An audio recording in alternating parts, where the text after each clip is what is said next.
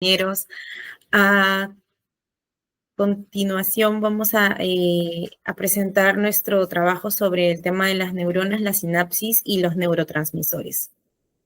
Como primer punto vamos a abordar qué son las neuronas.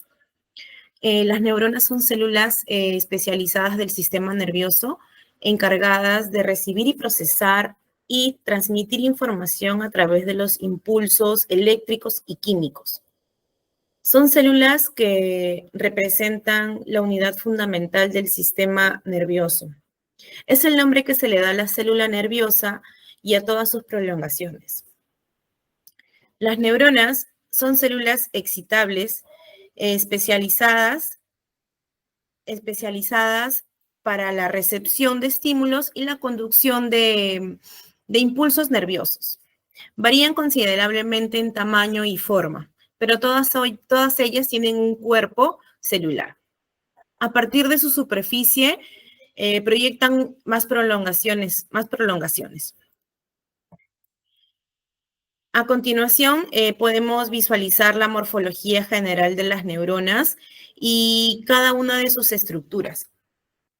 En la siguiente diapositiva vamos a describir las estructuras principales de la neurona y sus funciones. Como primer punto tenemos el soma o cuerpo, que es la parte central de la neurona que contiene el núcleo y otros organelas necesarios para la función y supervivencia celular. Su principal función es mantener la viabilidad de la neurona. En el soma se sintetizan proteínas y otras moléculas esenciales para la neurona. Como segunda estructura, podemos visualizar el núcleo, que está ubicado en el soma y contiene el ADN de la célula. Su función es controlar las actividades celulares, incluyendo el metabolismo y la síntesis de proteínas. Como siguiente estructura tenemos las dendritas, que son extensiones ramificadas del soma que reciben señales de otras neuronas. Su función es, actúan como antenas captando señales químicas y eléctricas de otras células y la transmiten por el soma para ser procesadas. El siguiente es el axón, que es una prolongación larga y delgada que se extiende desde el soma hacia las otras células. Su función es conducir impulsos nerviosos desde el soma hacia los terminales con otras neuronas.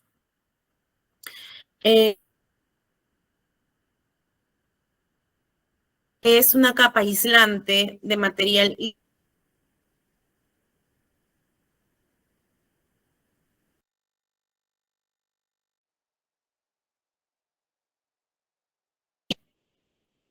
Su principal función es aislar el axón, permitiendo que los impulsos eléctricos se desplacen más rápidamente a lo largo de él.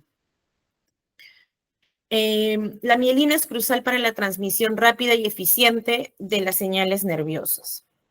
Luego tenemos los nodos o nódulos de Ranvier, que son espacios sin mielina a lo largo del axón, que permiten que el impulso eléctrico de un nódulo a otro en un proceso llamado conducción, lo que acelera considerablemente la transmisión de los impulsos a través del axón. Las células de Schwann son células que rodean al axón y producen mielina en el sistema nervioso periférico. Su función de la mielina es la regeneración de nervios después de una lesión. Son esenciales para mantener la integridad y el funcionamiento del sistema nervioso periférico. Luego tenemos los terminales del axón, que es la estructura final del axón que establece conexiones con otras neuronas o músculos. Su función es, al llegar el impulso nervioso al terminal, se liberan los neurotransmisores en el espacio sináptico. Como siguiente punto tenemos la sinapsis, que es la región de conexión entre el terminal del axón y una neurona, las dendritas de otra neurona. Su función es el lugar donde se lleva a cabo la transmisión de señales entre neuronas. Luego, Podemos ver en esta imagen que alrededor del núcleo se encuentran las organelas. Aquí tenemos algunas de ellas y de las cuales vamos a mencionar las más importantes, como viene a ser el núcleo, ¿no? Que contiene el ADN y regula las actividades de la célula mediante la expresión de genes, controlando el crecimiento y la división y la diferencia celular. Otra organela que encontramos es el aparato de Golgi, que modifica, clasifica y empaqueta los neurotransmisores para su transporte dentro o fuera de ella. Luego tenemos los lisosomas, que su función es como una especie de limpieza. Estas contienen enzimas digestivas que descomponen moléculas grandes, restos celulares y agentes invasores en las células animales.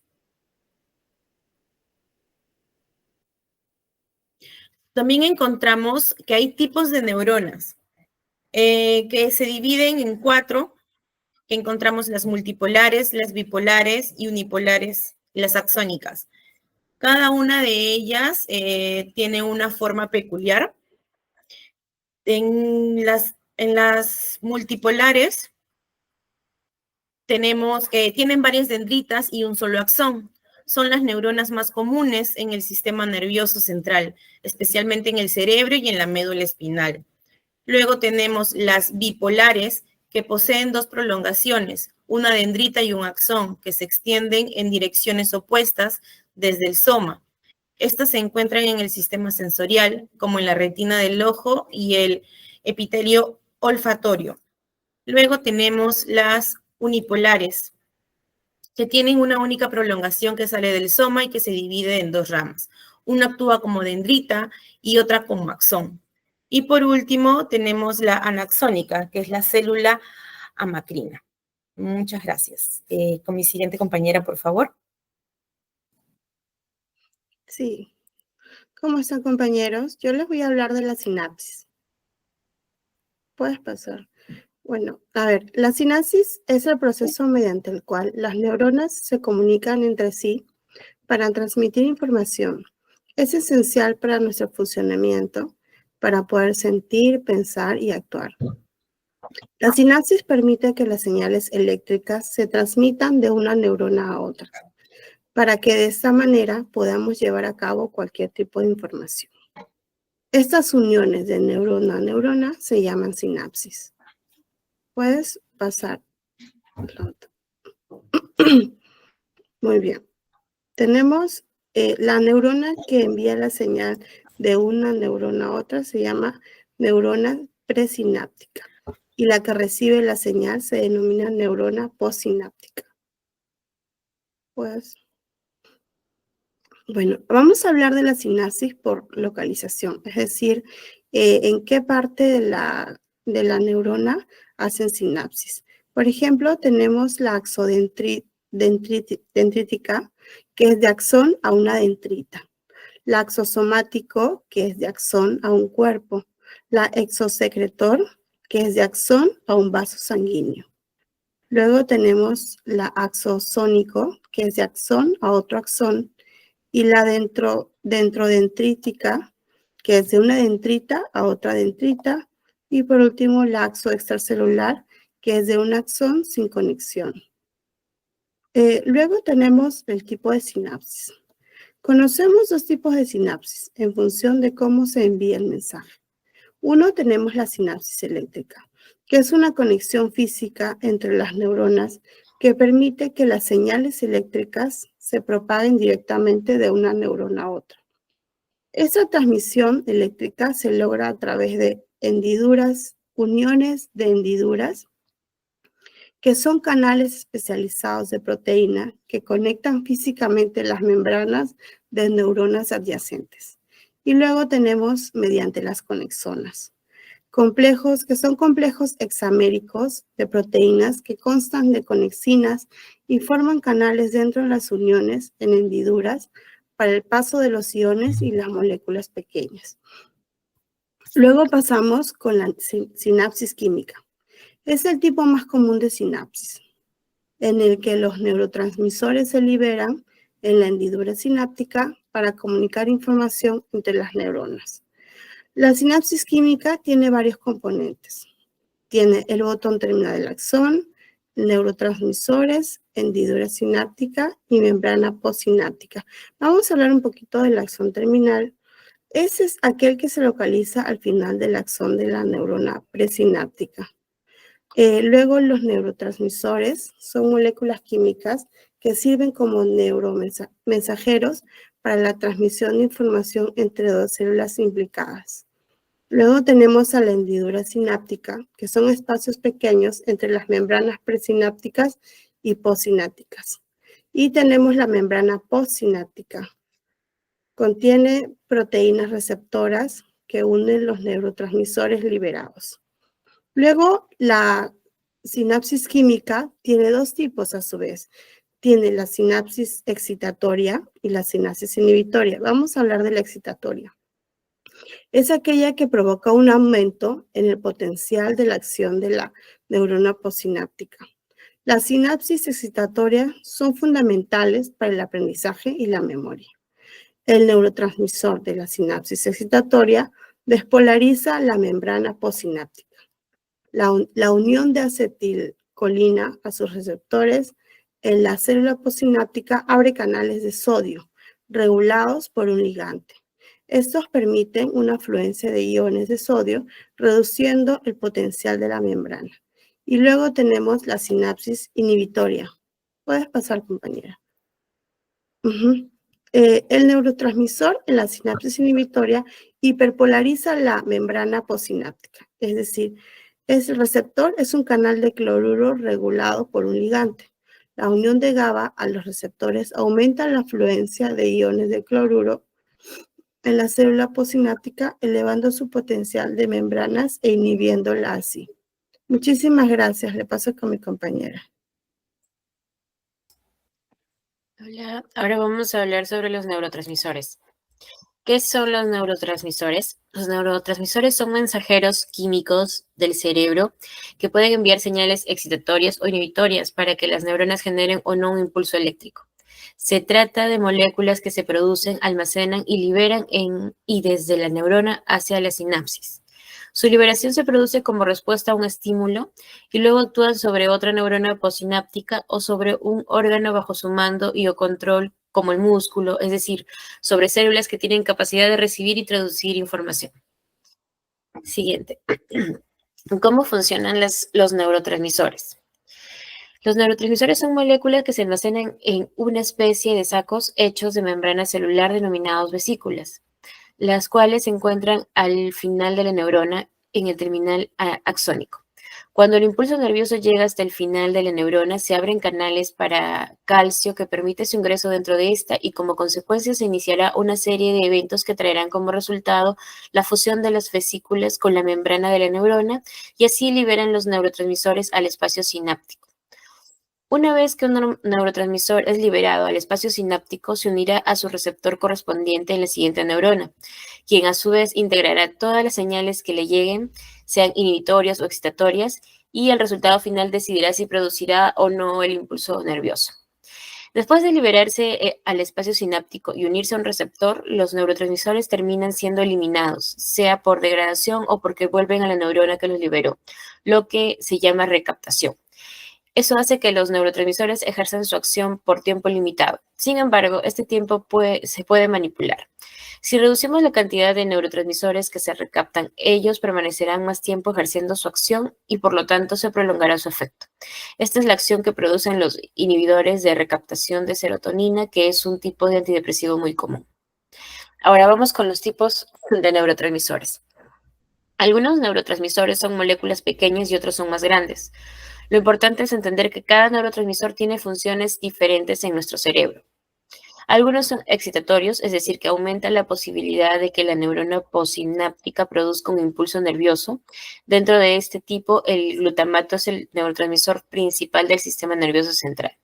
Por otro lado, están los neurotransmisores inhibitorios, ya que disminuyen la posibilidad de que una neurona genere un impulso nervioso. El principal neurotransmisor inhibitorio en el cerebro adulto es el ácido gamma-aminobutírico, más conocido como GABA. Luego hay otros neurotransmisores que pueden ejercer ambas acciones dependiendo del contexto, y es que aunque diferentes neurotransmisores se unen a diferentes receptores, un único neurotransmisor también se puede unir a varios receptores. Así que dependiendo de qué receptor se una, puede hacer una acción u otra.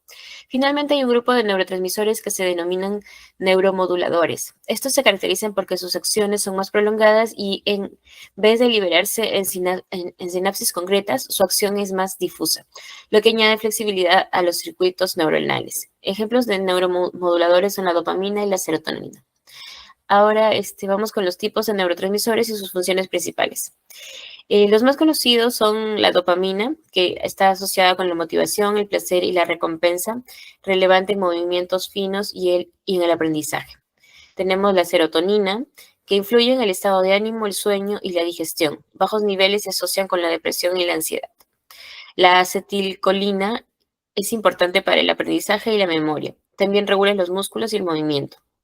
También tenemos al GABA, que es el ácido gamma aminobutírico. Es un neurotransmisor inhibidor que reduce la actividad nerviosa y ayuda a calmar el cerebro.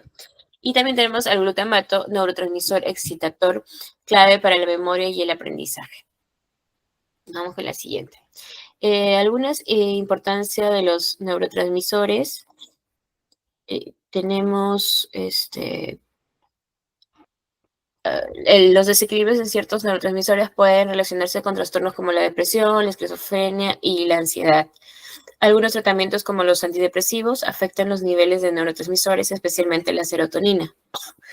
Neurotransmisores como la serotonina y la dopamina son esenciales para regular emociones y estados de ánimos como la felicidad, la ansiedad o la motivación.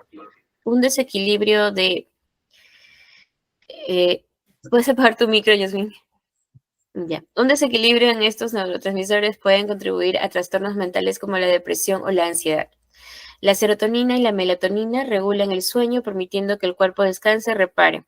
Esto afecta directamente nuestra salud mental y física, pues un buen sueño es clave para el bienestar general. También los neurotransmisores son esenciales para el aprendizaje, la memoria y el procesamiento de la información.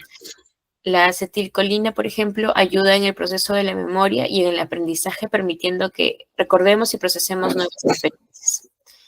La dopamina y la acetilcolina son cruciales para el control motor. La falta de dopamina, por ejemplo, se relaciona con enfermedades como el Parkinson, donde el control de los movimientos se ve afectado.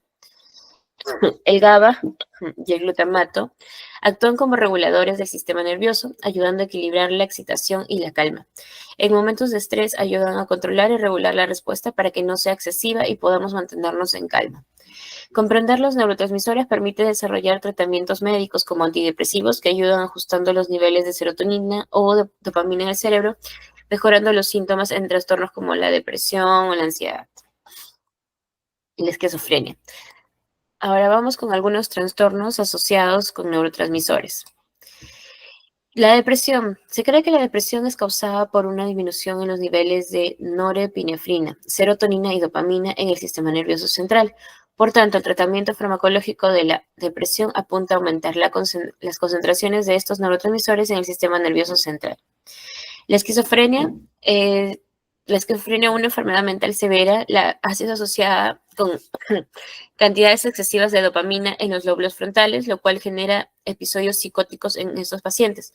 Los fármacos antagonistas de los receptores de dopamina son usados a menudo para ayudar a pacientes con esta condición. La enfermedad de Parkinson. La destrucción de la sustancia negra lleva a la pérdida de la única fuente de dopamina del sistema nervioso central. La depleción de dopamina genera los característicos temblores musculares incontrolables vistos en pacientes que sufren de Parkinson. La epilepsia. Algunas condiciones epilépticas son causadas por la falta de neurotransmisores inhibitorios como GABA, o el incremento de neurotransmisores excitatorios como el glutamato. Dependiendo de la causa de los episodios, el tratamiento puede estar orientado a incrementar la concentración de GABA o a disminuir la concentración.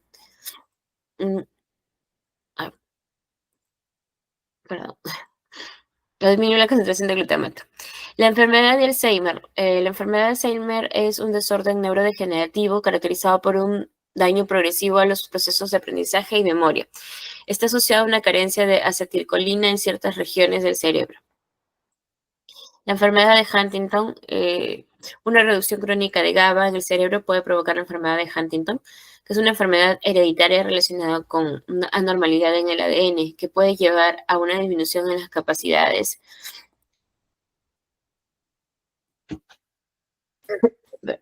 de las neuronas para captar GABA.